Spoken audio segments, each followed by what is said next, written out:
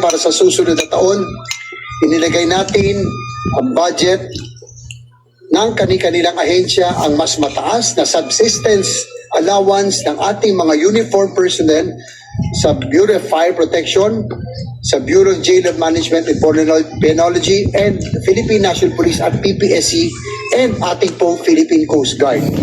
From the current daily subsistence allowance of 150 pesos, it will now increase to 350 pesos or additional 200 pesos a day next year. Now at par with the Armed Forces of the Philippines Subsistence Allowance.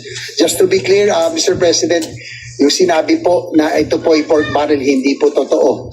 Dito po mapupunta yung pong sinasabi na ay mapupunta po sa ating pong uniform personnel.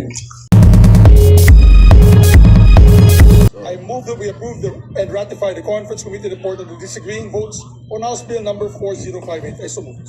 Any objection? Chair is none.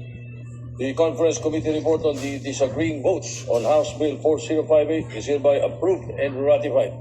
Thank you, Mr. President. Mr. President, we have 4 colleagues who wish to explain their votes. It's in this order: Senator Harrison, Senator Ricardo, Senator Marcoleta, and Senator Rizal Tiveros. May we recognize our distinguished Deputy Majority Floor Leader first? Before we do that, just for the record, because I just received a note from the President Pro Tem, Senator Ping Lacson. He voted yes with strong reservations regarding the MAIP and the AIX, just to manifest that the national budget must not be a political tool and free from political exploitation. We just want to place that on record. Okay, Mr. But President. the And if vote he wants is to in send the positive. Yes, Mr. Yeah. President, he can also send a explanation of vote for the record to the Secretariat to put in Yes, we place. will ask him to do that. Senator J.B. Ercito, the Assistant Deputy Majority Leader, is recognized. Thank you, Mr. President. Dear colleagues, I favor a vote to the ratification of the Bicameral Conference Committee report with reservations. My reservation arises from the steep rise in the budget allocated for the MAIFIP, which has doubled compared to the amount requested in the National Expenditure Program. I initially raised this concern to my written manifestation during bicameral conference. Ayon sa Universal Healthcare Law, hindi na dapat problemahin ng pasyente ang pambayad sa pagpapa-ospital. Wala na siyang dapat intindihin kundi ang magpagaling. Kaya nga ang social funds ng PCSO at PAGCOR ay pinagsama na sa isang General Universal Healthcare Fund para hindi na pumina ang mga tao sa iba't ibang ahensya. Kaya ang MAIFIP, bagamat ito ay sa totoo lang nakatulong din habang sinasa-ayos ang Universal Healthcare Law, ay unti-unti na sana nating i-reallocate ang pondo sa MAIFIP para mas mabigyan ng oportunidad na mapataas ang benepisyo at coverage ng PhilHealth at masuportahan ang pag-implementa ng zero balance billing. Kumbaga, Mr. President, siguro dapat i-phase out habang naayos na ang Universal Healthcare Law, gumaganda ang benepisyo ng PhilHealth, dapat dahan-dahan na sigurong i-phase out na ang MAIFIP. Kumbaga po, ang MAIFIP ay ang exemption and not the rule. Ang focus po dapat ay hindi ang pagpapalaki ng pondo ng MAIFIP, kundi ang direktang paglagak ng pera sa mga ospital at PhilHealth. Kung ang nais po natin ay ang lubusang pagsasaayos ng ating healthcare system, dapat po nating ituring ng MAIFIP ay bilang first aid lamang. Ang patuloy na pagtaas ng pagpupunto ng MAIFIP ay isang malaking detour mula sa landas ng tinatak ng UAC. Hindi natin gusto na pumipila at pila ng lilibos para sa pagpapagamot ang ating bayan. Ang gusto po ng UHC ay ang mga pasyente walang utang na babayarin sa ospital, walang utang loob sa mga politiko.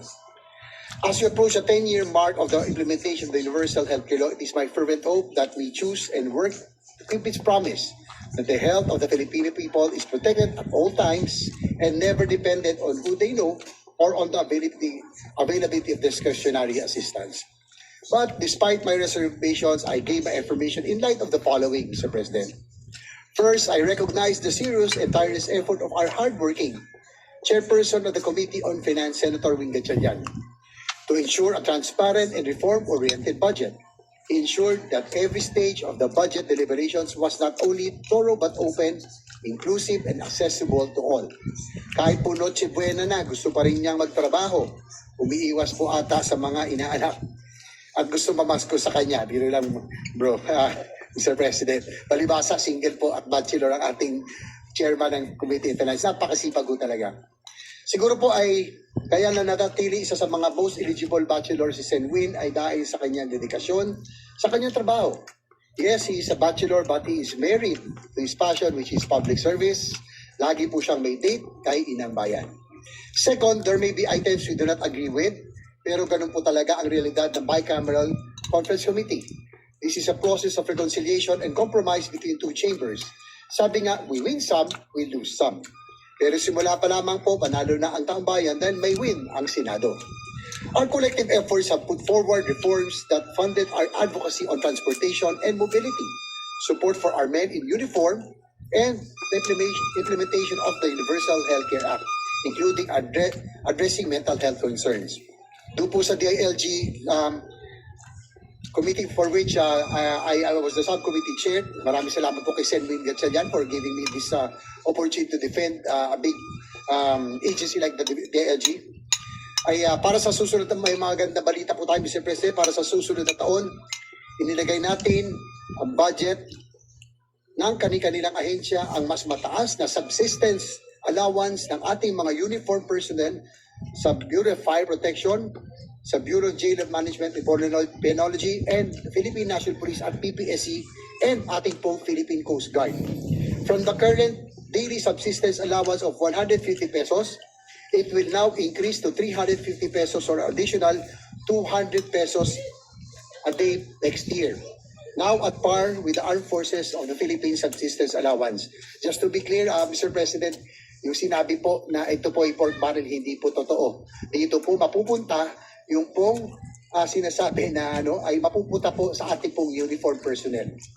Para sa ating pong mga local government units, matutugunan na ang matagal ng kakulangan sa mga fire truck at fire stations. Sa susunod na taon, Mr. President, masisiguro na wala ng bayan o lungsod na walang fire station at nakatalagang fire truck. Ito ay bahagi ng pagpapalakas ng lokal na kakayahan sa disaster response at public safety. Ikinagagalak din po natin ang pagpapataas ng pondo para sa turismo at pagbibigay ng suporta sa lokal at motorcycle tourism. Magpapasalamat tayo kay Chairman, Subcommittee Chair Senator Loren Legarda for the support. Makakatulong dito sa patuloy na papasigla ng turismo at dagdag kabuhayan sa ating mga lokal na komunidad.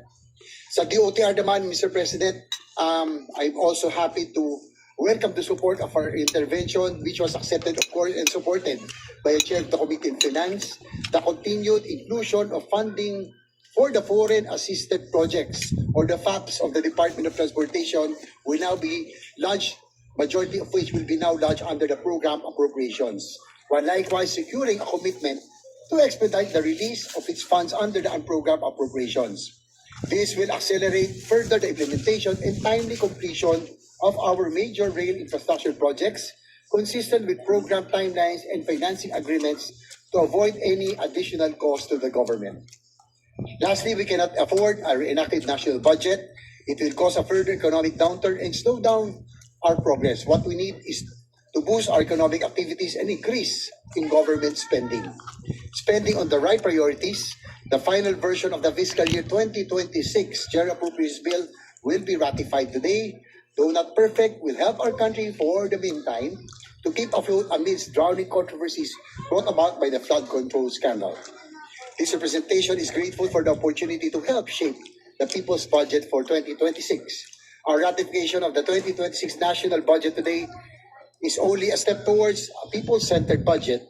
We will continue to do our job to ensure that the budget and its implementation will be free from corruption and that the people's money will be well spent.